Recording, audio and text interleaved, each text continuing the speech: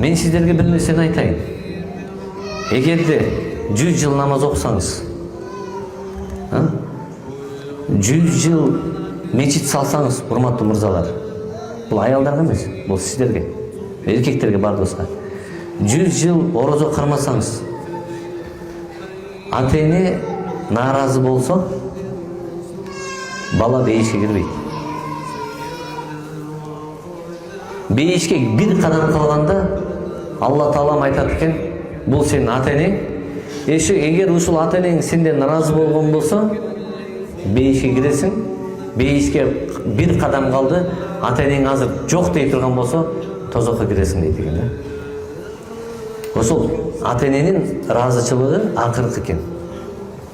Ошодон өтсөңүз, анан бейиш кересиз. Болбосо ага чейин өтүп келдиңиз, намазыңыз кабыл болду, машалла. Тахажжудуңуз кабыл болду, 80 жылдык. 10 жолу ажы кылыптырсыз, кабыл болду. 100 мечит салыптырсыз, ай, укмушсуң сөзүнө. Сизден ыйык адам жок.